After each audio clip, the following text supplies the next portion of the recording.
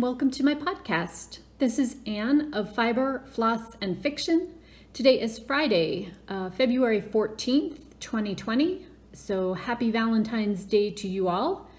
This is a podcast about my crafting and reading and is my usual sort of twice monthly update, I think. I hope you all are doing well. We are kind of in between storms here right now. We had a storm earlier this week, and we're supposed to have some possibly coming in this weekend into the early part of next week. I am headed off to San Francisco. I was going to say Santa Fe, but that's just down the road, so not there. To San Francisco to teach at Stitches West on Wednesday, and we'll be there through the weekend, so looking forward to that. It's always a fun time. Got some color put in my hair. Not totally sure how much I love it or don't at this point. We'll find out. It's a little bit dark for me, but I wanted some extra fun kind of pinky purple highlights, so that's what I got. We'll see how that goes. I wanted something fun and different and a little upbeat for spring, so yeah, just gave it a shot. Anyway, let's get right on into it. I've got a bunch of things I wanted to talk to you guys about. If you're new to my podcast, welcome. I hope you find a reason to click the subscriber button below and stay and visit. And if you're a returning viewer, as always, welcome back. And thank you for coming back to hear me ramble on about various things in my life. So in the intervening time since I last talked to you and now, I have had a funky thing go on with my ancient PC, which is where I normally do a lot of my video editing and adding stuff in. And so I've got some new software I'm working with, and I'm not totally sure that it will be easy to use. I have only started poking around on it because I had to upgrade my operating system as well as my PC, which died when I attempted to upgrade the operating system. So bear with me while I kind of continue to figure stuff out. There may be some things that look a little bit different. I am going to try to hit you all with timestamps, kind of back to my previous method of doing things until I can figure out how on earth I can get place cards in and all of that with the graphics. So anyway, with all of that said, let's talk about knitting. So I have been working on my Spectre cardigan or pullover, which is a sweater pattern from Hohi Locatelli.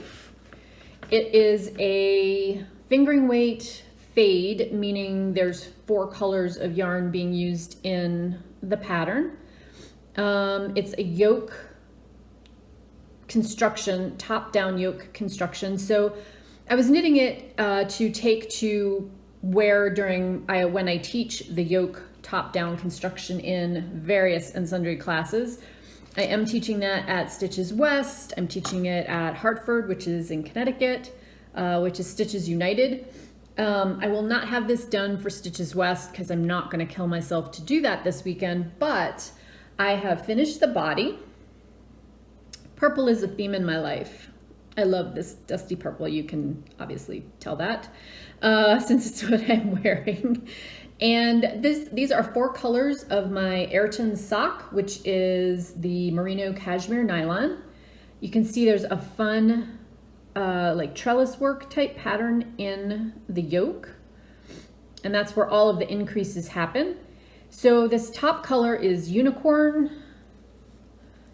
This next color is hidcote, which is a type of lavender. Then I have Scottish heather, which is this kind of medium purple. And then I have Miss Fanny Price, which is the dark purple at the very bottom.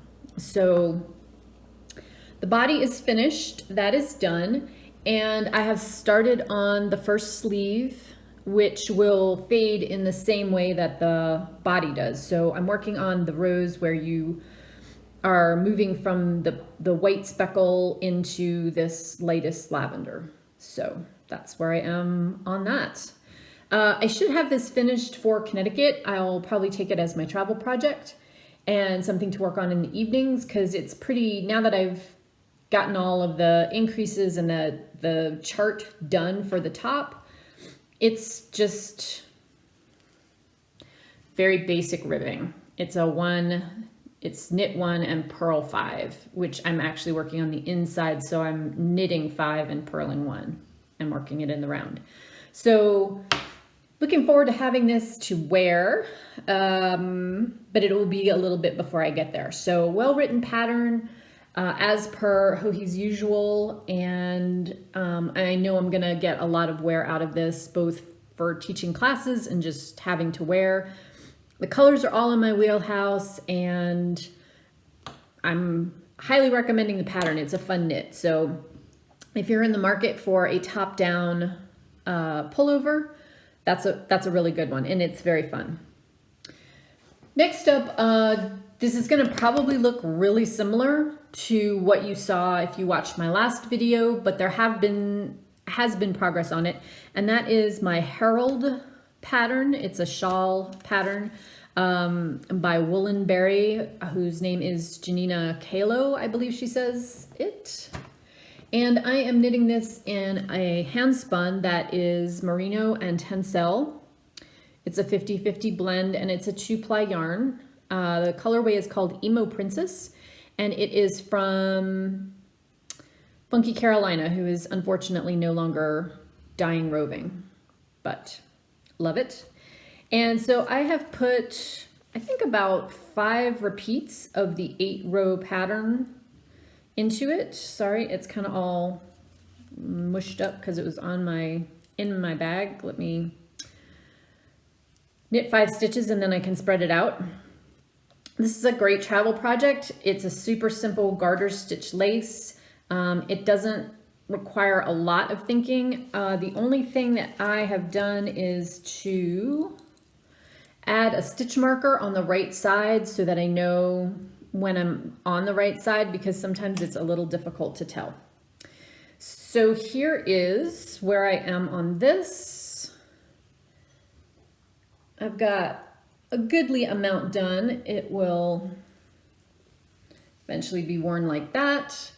So loving all of those pretty self-striping bits because of the hand spun, and as you can see, that also goes with my wardrobe. So I guess I'm in a purple rut for right now, and there's nothing wrong with that.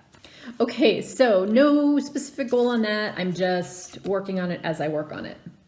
Now, I wanted to make you all aware, a lot of you are probably familiar with Helen Stewart, who is the designer behind the business Curious Handmade. Helen and I collaborated with Anne of Little Skein in the Big Woods to put together a kit for the 100 Acre Wood. I think this was about 2.5 years ago. It's 2 years ago because we did it for Stitches West 2 years ago. And so I had dyed a multicolor pack for Helen and loved what she did with that. If you're interested in it, I will put a link to the Ravelry page for the 100 Acre Wood shawl. It was a huge seller. I dyed, I don't even know how many. I think it was like 1,600 kits. It was a lot of yarn. So she is hosting a 20 for 2020 knitting challenge. And as you all may know, if you watch the cross-stitching part of my videos, I'm doing a personal stitch 20 in 20 challenge. So this is a knit 20 in 20 challenge. And if you sign up for her newsletter, she has a printable download that has the topics on it. And I like how she's approaching this because one of the things that she said in her newsletter was, you know, certainly you could do 20 different projects, but this is also a way to maybe challenge yourself to work on a new technique or to stash bust and maybe do a couple of the prompts at once. So this kicked off this month, not in January, but in February. And so for instance, here she's got finish a whip, she's got short rows, she's got pullover, and So those three are all ones that fit with my Spectre pullover. So I know that I would be able to check those off the list. And I've penciled some other things in here that are like for the shawl. I'm obviously working on the Herald shawl, so I'll use that to check that prompt off. I'm not going to use it for the lace prompt. I've got some other things in mind that I might use for that. And really some fun ones like a scrappy project or new to me designer, or an epic project. I use the word epic way more than I should. My husband says that all the time. He actually found a t-shirt that just says epic on it. And I told him he needed to buy that for me because I would actually wear it. I think that would be hysterically funny. I'm not sure that he wants to be with me in public while I'm wearing it, but hey, whatever. So one of the other ones I'm excited about is toy, because I have a bunch of those in my Ravelry queue and I've not ever really knit one. I've made sewn toys, but not knit toys. And so that would be a fun way to use up something from Stash. So anyway, if you're interested, sign up for her newsletter. I think she has some information in her Curious Handmade Ravelry group on Ravelry for the 2020 knitting challenge, as well as Instagram prompts if you just want to kind of go along with it and see what other people are working on. So if you're somebody like me who likes the challenge of kind of a list to check stuff off on, this is a great one. So I was thrilled when that popped into my inbox and I was like, oh yes, please. That'll give me some motivation to get some stuff done and get some stuff out of Stash and work on some projects that I've been thinking about working on for a while.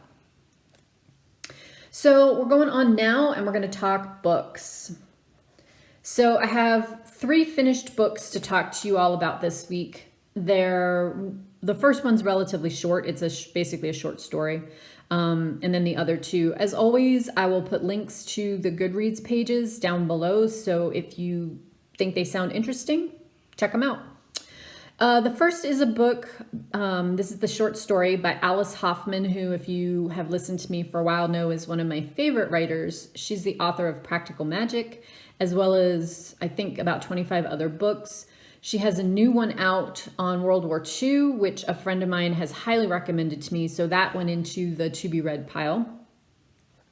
This book is called Everything My Mother Taught Me, and it's set at the turn of the 19th century, basically, off the coast of New England, and it features the main narrator is a young girl whose father was a sailor and has just died, and her mother is kind of a loose woman, I guess we would say. She's in life for her and everything life can do for her, and really isn't a very good mom.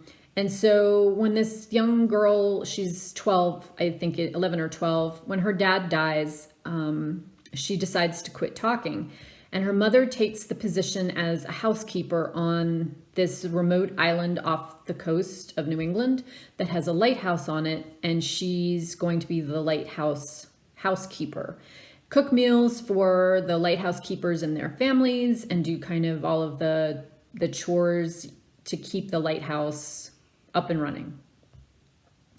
So the little girl kind of makes the best of this situation, and she's filing away in her mental folder all the things that her mother does, which she does not approve of and does not want to grow up to be. And that's basically the point of this book, which is she winds up making good life choices, the young girl does, even though her mother has not provided any sort of a role model for her.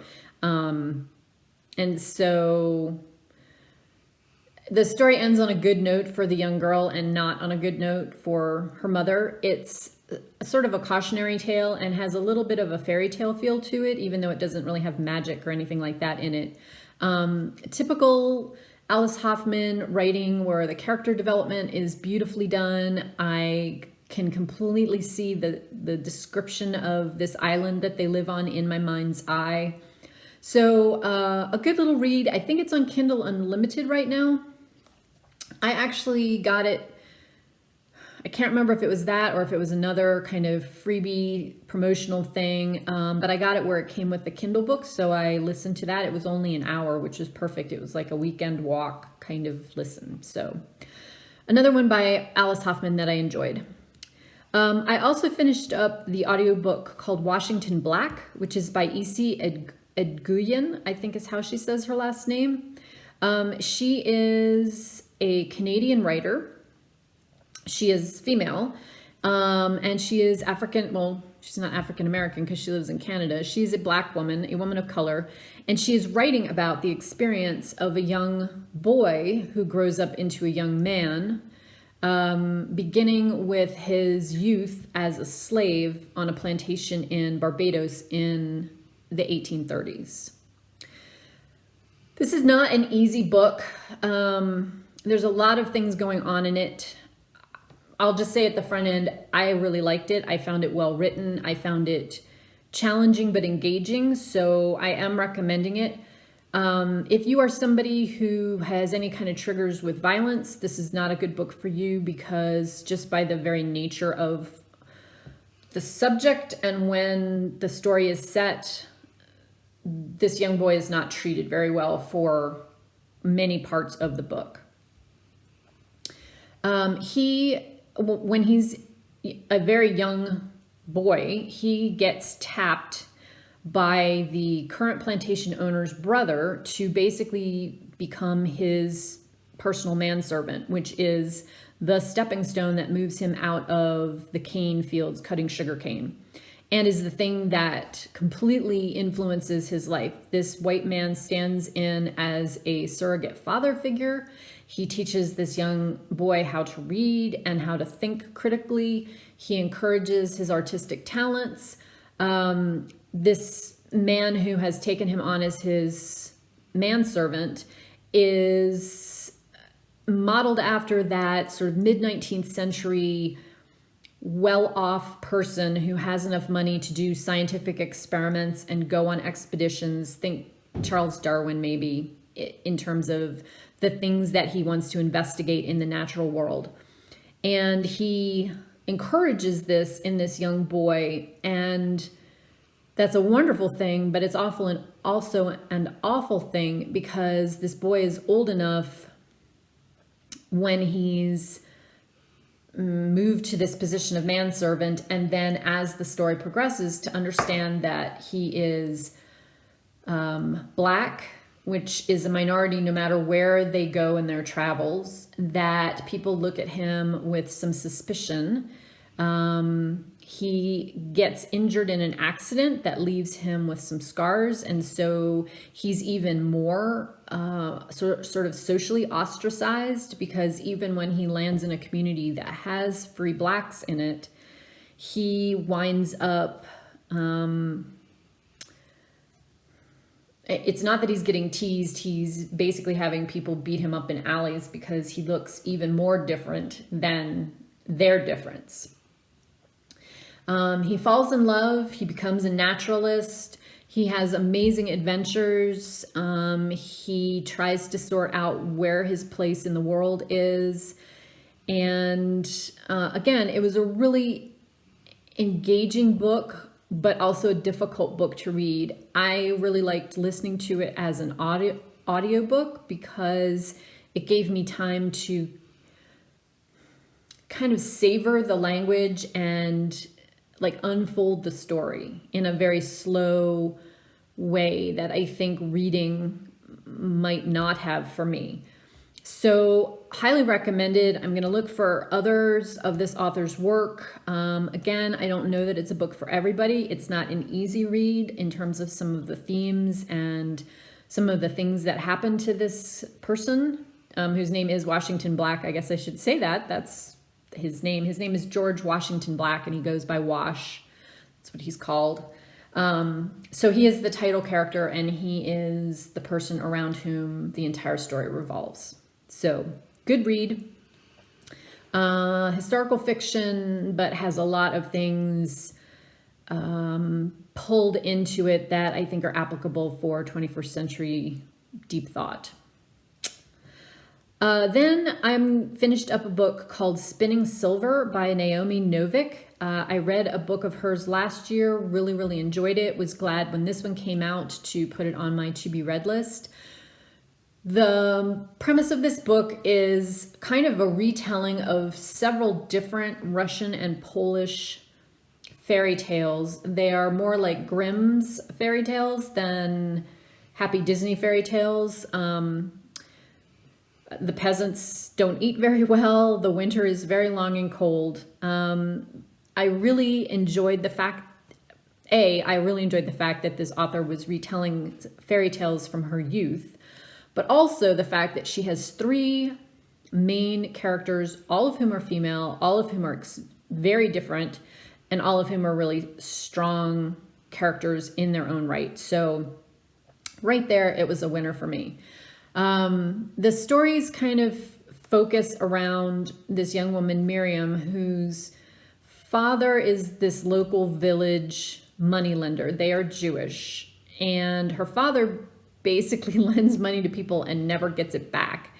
And through a series of sort of bad events where the family is falling on harder and harder times, she, as a girl, decides that she's pretty much had it with that, and she's going to go into the village and she's going to collect the money that they're owed, which she does. And she winds up becoming very successful, but at the same time, her parents are sort of horrified that she's lost her youth and innocence, and that she's, you know, she's hardcore. If you owe her money, you pay her back. That is the end of that discussion. Into this story comes a young woman whose father is in debt to them. And Miriam says, you can work off your father's debt. We need somebody at the house. And so she employs Wanda to come and feed the chickens and help her mother cook and scrub the kitchen floor and all those kinds of tasks. The backstory to this is Wanda is not in a good place. Her father is the town drunk and beats her and her two brothers. Her mother is dead. And so for Wanda, this is a great opportunity. She doesn't even want to tell her father how much she's chipping away his debt because she gets to leave the house every day. They feed her and she has some independent life there. So she winds up becoming kind of Miriam's right-hand person and a stalwart supporter of Miriam. The third character in this book is a young woman who is the daughter of a middle-level nobleman, and she's not very pretty, and she doesn't have much of a dowry, and he despairs of ever marrying her off. But into this comes the fairy tale part of it, where her father winds up getting a silver ring, a silver necklace, and a silver crown for her. And when people look at her when she's wearing those, she becomes irresistible. And the Tsar comes through their local area and stays at their castle and winds up being entranced by her. He has a backstory all his own, which is not very pleasant. He winds up being kind of a bad goodie or a good baddie. In this story, he is awful to her. He is an awful czar too. He doesn't think about the people at all, which she does. And so these three women, their lives become intertwined throughout the story that is told. It has some resemblance to the tale of Rumpelstiltskin, because Miriam is taken away by the Snow King, let's call him, for lack of a better term, because he believes she has figured out how to change silver into gold. And that's what they want in the Winter Kingdom, is to basically collect all of the gold and put it underground, because the gold is synonymous with warmth and the sun and summertime. And as the Winter King, he wants to control all of that. So 3 plot stories that all kind of come together. I loved the flavor of things. I loved how the author mixed kind of old-fashioned fairy tales with some more contemporary themes. I loved this one. I thought it was a great book. If you like that kind of fantasy and fairy tales mixed together, I think you'll probably like that too. So I have 2 books I'm reading right now. The first one is on Audible. It's called The Ghost Wife. It's by an author. I read a book this past year, Yangtze Chu, which I liked so much that I got this book to listen to, which I'm also enjoying. And I'm also going to mention a book called The 10,000 Doors of January. If you like fantasy, especially sort of young adult fantasy, go off and get yourself this book. I am enjoying it so much. I'm not going to talk about it really till it's finished, but highly recommend it already. I love it. Jessie Marie, if you're watching, that book is totally up your alley if you haven't read it already. Just saying. Okay, so books. Let's move on and let's talk cross stitch. Okay, first off, I keep forgetting to mention this, but while I am not going to be able to go to Stitchnanigans, McKenna's retreat next month, I am going to HateCon in the last weekend in October. So if you are going to be there, please let me know. Would love to connect with you live and in person. My husband and I are going to make it a vacation trip. He's going to do some other things during the day while I'm stitching, and then we can have dinner together at night. And I'm not sure I'll be there 100% every single day, but we are going to be there for 4 or 5 days and really looking forward to it. So I don't know. I think it may be like sold out. If not, I'll leave a link to Heaven and Earth Designs website, and you can check out and see if they still have spots or if there's a wait list. I just don't know the details. And I've known about this for like months and months, and I don't know, I keep forgetting to mention it. So anyway, now I'm mentioning it. So there you go. All right, I worked on a whole whack of stuff. Let's start with my finish first. This is Brenda Gervais's July wordplay. I'm working through this entire series.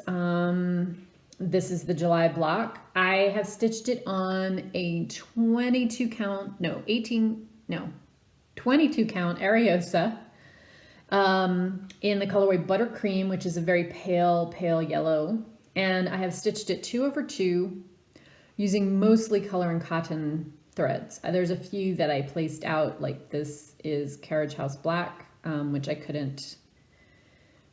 didn't have enough of a good black from color and cotton, so that's a gassed thread. But at any rate, these are all my color mods. Like how this came out. Love that crab right there with his little beady eyes, and love how the hand-dyed floss looks in that. The other one that I finished up already this year, which is April, is this same larger size, and I got a frame for that, which is fine. That actually arrived, and I need to frame that piece, but I think I'm just going to go ahead and make a little, or not so little, pillow out of this one and just call it good. I'd like to put some blue and white striped ticking on the back to finish it, so I think that's what I'm going to do with that one. But that is done, and that is my third finish for Stitch 20 in 20. So yay for that. Next up, let's see. These are in no particular order. It's just things that I've worked on. The Drawn Threads Welcome Spring.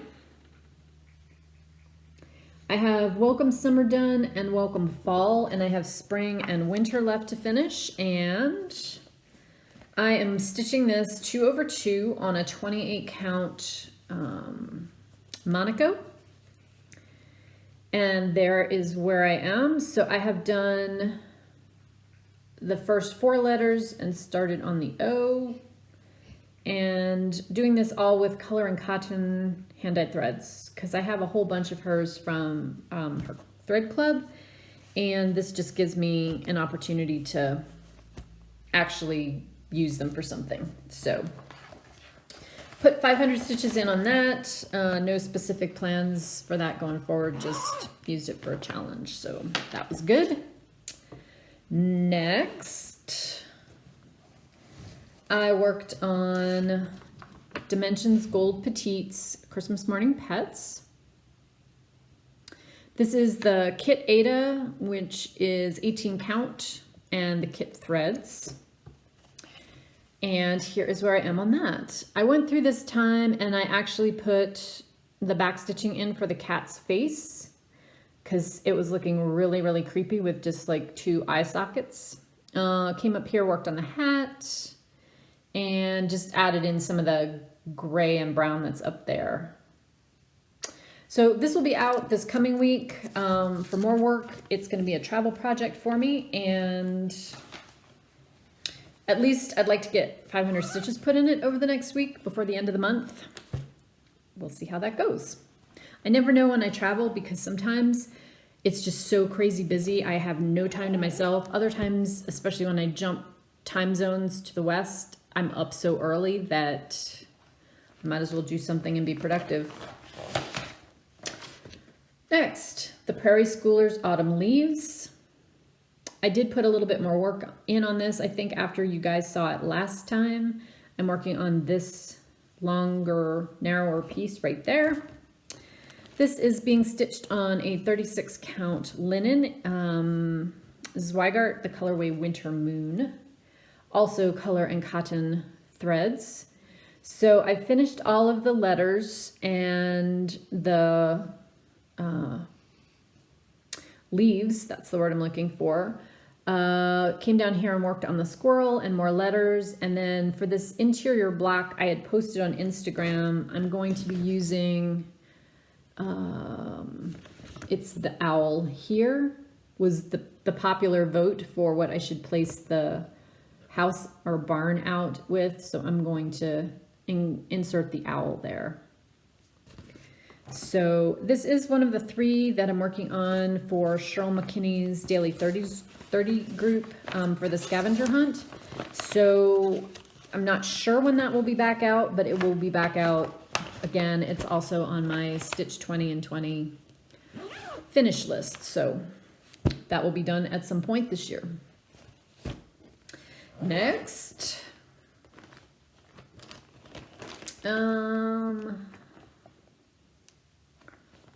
I didn't actually work on that.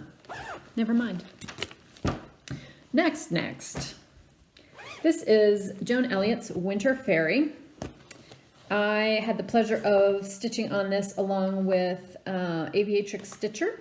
So Leah is working on her Joan Elliott, the even months of the year. And so I'm going to be stitching along with her on that. Please join us if you would like. So the pattern, which I'm sure y'all have seen, it's not a super new one. I'm doing this on a 28 count hand-dyed fabric from Color and Cotton. It was the July 2017 club fabric. And here is where I am on her. So I got her bodice and this trailing ribbon done, not the back stitching done, but the actual stitching. And then I brought her skirt down and I worked on the globe, the snow globe she has there. All the wings are done and the back stitching is done basically down to here. I have the wings back stitched and I have most of her bodice back stitched. There's beads and French knots to go in the spaces there, and then there's kind of a lattice pattern on that in the metallic. So I haven't done that yet, but I have back stitched the arm and the little poofy upper sleeve thing. So this is also one of the 3 patterns that I chose for the 30-day scavenger hunt challenge, and in the 30-day journal and cross stitch group. So that one will also be out again in April. It's one of the ones I'm focusing on, and it is one of the larger pieces that I would like to get done in 2020. All right, not quite finally. Looking to see if I have the cover sheet for my chatelaine. I do. So I am working on Desert Mandala. My goal for this one for this year is basically to get through this section. Now, I was extremely confused when I started working on this again. So y'all can see, right? There's the rattlesnake, the roadrunner, the scorpion, and the jackrabbit. I have done this motif up here, this center motif, and the bear. However, when I opened my pattern to start work on this corner, it was not the snake, and this was not the roadrunner. Now, these patterns are done where they're like individual sort of chunks of the overall design because it was released as like a class kind of schedule where I think you either got one a month or thereabouts kind of over the course of 12 or 15 months. You got things in sections, which I get, but in my pattern, and this is with this orientation, this is not one where you could be confused and think, oh, well, this, you know, it's a square and it's multi-directional. I could turn it whatever way. This is still how the center of mine looks. This motif with the jackrabbit is actually further up in the top. Everything's rotated. Whatever. It doesn't matter to me, but for those of you who are looking at this thinking that doesn't look like anything I've seen, it doesn't match this picture and it doesn't match some of the ones I've seen on the web. Yes, you can rotate these around yourself and do them in any direction that you would want, but the chatelaine patterns are confusing enough. Why would you do that to yourself? Yeah, good question. Anywho, so here is what I did on this one this time. So, whoops, I finished a couple of hanging threads that I had here. I filled in the rest of this vignette. It needs to be backstitched. You can see there's sparkly gold and the green. So I need to do that over here, but otherwise this is done. I finished filling in this corner motif. And then I came over here and I put in most of the jackrabbit. He needs backstitching. And I did this little butterfly. Hang on, I'm gonna move my drink.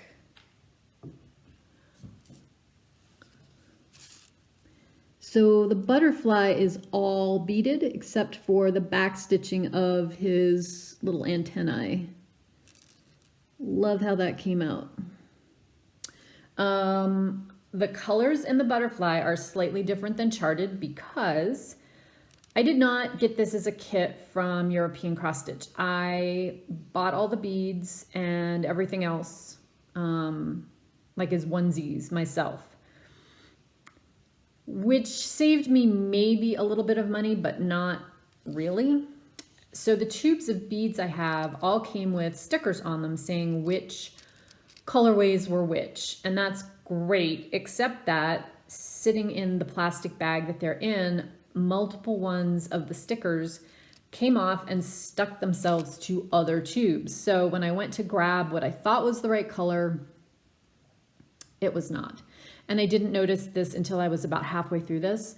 So I just went ahead, rather than unpicking all of the colors in half of this, which is a lot of beads, I just made the second half match. And then I went online and I found the colorways of the beads, you know, to make sure I was matching up the color numbers with the beads. I reapplied their stickers to them and then I wrapped them with a clear packing tape so that that confusion would not happen in the future, hopefully. I'm not upset about it. I am totally fine with how pretty it looks. It's got a ton of shimmer to it. So it goes, right? So this is also one that I am attempting, as I said, to get kind of like from here up done this year. So I've got another vignette to have happen here. I need to bead these motifs up here. And then this Coco Pelli motif also gets beads, and then bring the either snakeskin or braided leather latigo, I'm not sure which. down, and I need to do that over here as well and extend those. So quite a bit of work left on this for this year, but I was pleased to have gotten, I think I put about 1,100 stitches, something like that, into the project.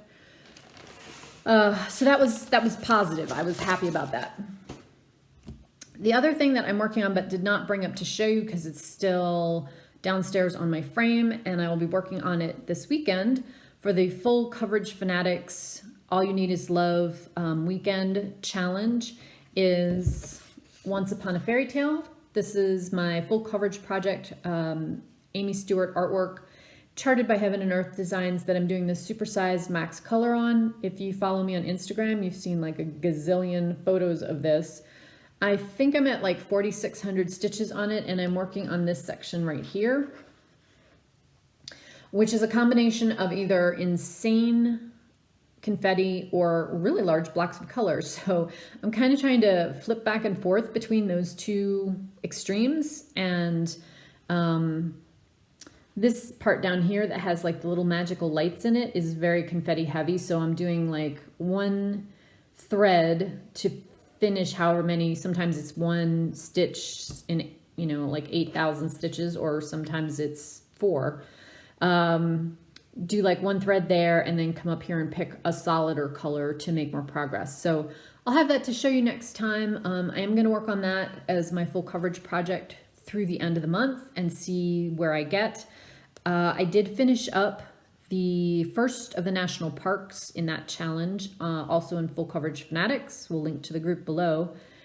So that was the first 4,000 stitches, and then I've put a few hundred in beyond that. I'm continuing on with this project for Badlands, which is the third of the national parks that we're visiting in virtual reality with stitching this year over in that group. So yeah, all good. I'm looking forward to that, and we'll see how much stitching I get done while I'm away at Stitches West next week. So I think that is it for me today. Kept it under 45 minutes with any luck. I hope you are all doing very well wherever you are in the world. Having kind of a quiet night here, but I hope that you are enjoying your Valentine's Day, whether you're choosing to kind of go out and celebrate it in some way, or whether you're just doing something wonderful for yourself. Either of those options I think is excellent. And my husband's actually out of town working this week, so he will not be home tonight. So I'm putting the dog in the truck, and I'm going to drive up to our local eatery and get myself my favorite salad in the entire world and have a glass of wine after a very long, stressful week here. Anyway, like I said, I hope you all are well, whatever way you're choosing or not to celebrate Valentine's Day today. And I will talk to you again 10 days to 2 weeks until I talk to you in that time frame. Be well.